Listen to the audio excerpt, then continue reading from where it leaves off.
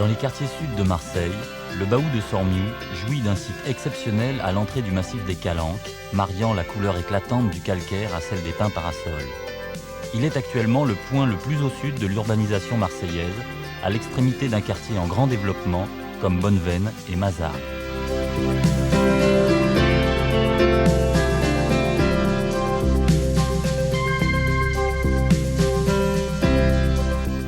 À la fin de la dernière guerre, l'État a réquisitionné ces terrains pour loger des réfugiés. Dans le début des années 50, les premiers bâtiments précaires furent édifiés sous forme d'îlots près du village de la Caillole et furent confortés en 1966 par la construction d'une cité provisoire. Un provisoire qui dura plus longtemps que prévu et fut le lieu privilégié des familles marginalisées. Aussi, la ville de Marseille, à partir de 1979, décide-t-elle de le résorber en créant une ZAC. À cette date, 300 familles habitent sur le site dans un enchevêtrement de bâtiments précaires. La ville s'est fixée pour objectif de reloger dans le même arrondissement le maximum de familles et si possible sur place, tout en élargissant le développement de la ZAC à des opérations classiques de location et d'accession à la propriété. La Logirem s'est vue confier le rôle d'aménageur de la ZAC.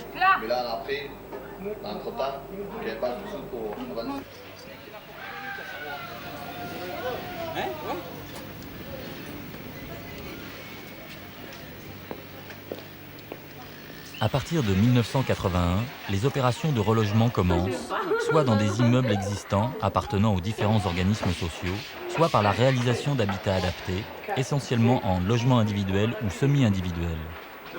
Afin d'éviter des squattérisations, les bâtiments provisoires sont détruits au fur et à mesure des relogements.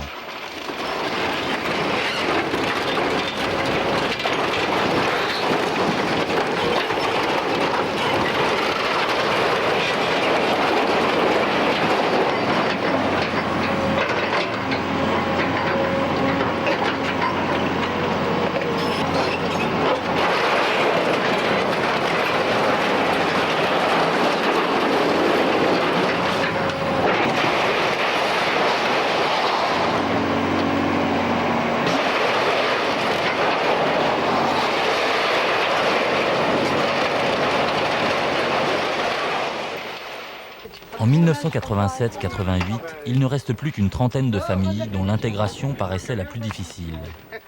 La Logirem, en accord avec les pouvoirs publics, demande le concours de Provence Logis pour conclure l'opération de résorption. Fort de l'expérience des deux précédentes cités de promotion familiale réalisées par Logirem, Provence Logis a construit le hameau des Pins, véritable conception sur mesure, en adaptant les logements aux besoins spécifiques des dernières familles d'origine gitane, manouche et maghrébine.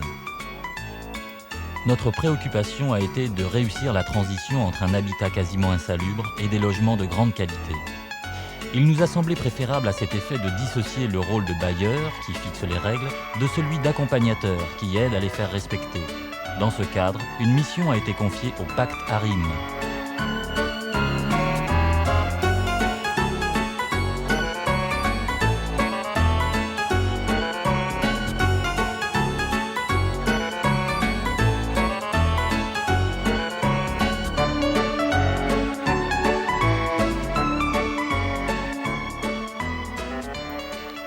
Neuf mois ont passé, quel premier bilan pouvons-nous tirer? Les familles se sont bien appropriées leur maison, ont apprécié les prestations données et les ont respectées. Sur le plan financier, ceux qui n'avaient pas l'habitude de payer pour leur logement acceptent de régler un loyer qui reste, compte tenu de l'APL, raisonnable.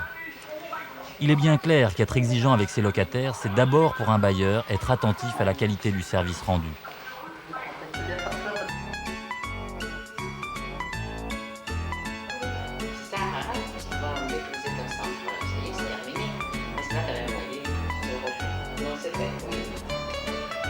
C'est agréable de regarder ces grandes collines. Moi, j'appelle ça des montagnes. Ce ne sont pas des montagnes. Mais non, c'est vrai. C'est agréable à voir.